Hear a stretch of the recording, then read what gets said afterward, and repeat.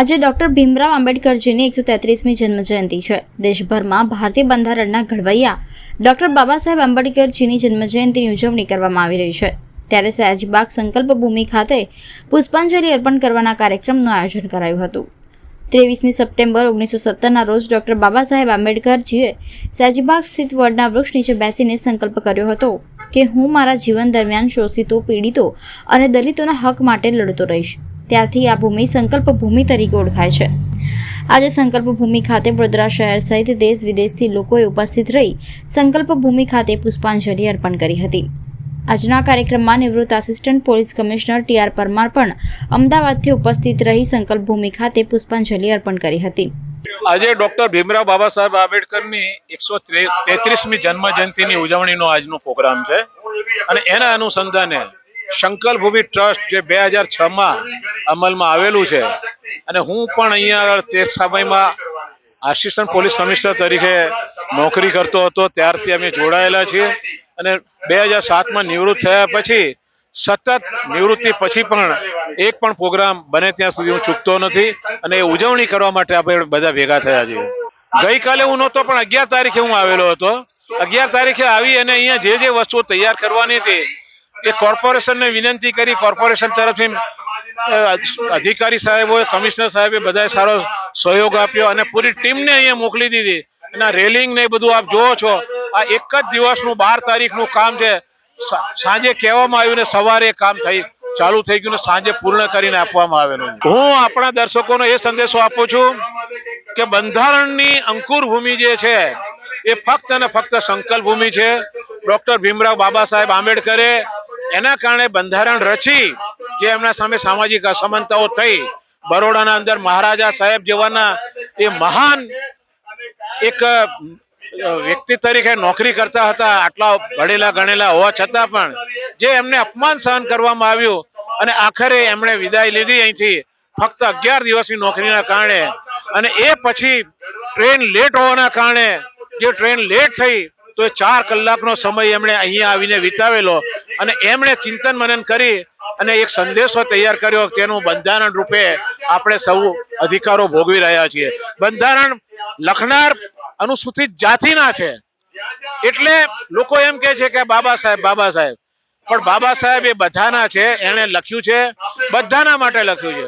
દરેક મા બેન દીકરીઓને જો આઝાદી મળી હોય, અધિકારો મળ્યા હોય તો એના થકી છે। જ્યારે આપણી બહેનો દીકરીઓ પંચાયતમાં ચૂંટણી લડવા માટે ધારાસભામાં કે લોકસભામાં કે રાજ્યસભામાં જઈ શકતી નહોતી, એ સમયમાં પણ એમણે રિઝર્વ સીટો ત્યાં આગળ બહેનોની રાખેલી છે અને બંધારણીય અધિકારોના કારણે આપણને ખૂબ મળેલું છે। એમણે દરેકને સંદેશો આપેલો છે, દરેકનું ભલું કરેલું છે। પણ દુઃખની વાત એ છે કે ફક્ત એ બાબા સાહેબ અમારી જ્ઞાતિના હોવાના કારણે એને સંકુચિત બનાવવામાં આવેલા છે। એ ન બને અને બંધારણ હંમેશા અમલમાં ચાલુ રહે એવી અમારી વિનંતી છે। આ અવસરે ચંદ્રિકાબેન સોલંકી પણ ઉપસ્થિત રહી પુષ્પાંજલિ અર્પણ કરી હતી। સત્તાધારી પક્ષ સામે કેટલાક મુદ્દાઓને લઈ રોષ પણ ઠાલવ્યો હતો। બિલકુલ, સૌથી પહેલા તો વિશ્વરત્ન મહામાનવ, બોધિસત્વ, સિમ્બોલ ઓફ નોલેજ, ગાંધીજીના પ્રાણદાતા, મહિલાના મુક્તિદાતા, પ્રખર રાજનેતા, અર્થશાસ્ત્રી એવા પરમ પૂજ્ય મહામાનવ ડોક્ટર બાબા સાહેબ આંબેડકરની 133મી જન્મ જયંતિ પર સમગ્ર દેશવાસીઓને ખૂબ ખૂબ હાર્દિક શુભેચ્છાઓ પાઠવીએ છીએ અને અમે આજે સંકલ્પ ભૂમિ પર ડોક્ટર બાબા સાહેબનું ને કૃતજ્ઞ થવા માટે, એમનો આભાર વ્યક્ત કરવા માટે આજ બિલકુલ જે ભાજપના અગ્રણી નેતા અને સિનિયર એવા પુરુષોત્તમ રૂપાલાજીએ જે રીતે ક્ષત્રિય સમાજની મહિલાઓ પર જે ટિપ્પણી કરી છે, મારી દ્રષ્ટિએ એ ફક્ત ક્ષત્રિય સમાજની મહિલાઓનું અપમાન નથી, તો સમગ્ર ગુજરાતની અને દેશની મહિલાઓનું અપમાન છે।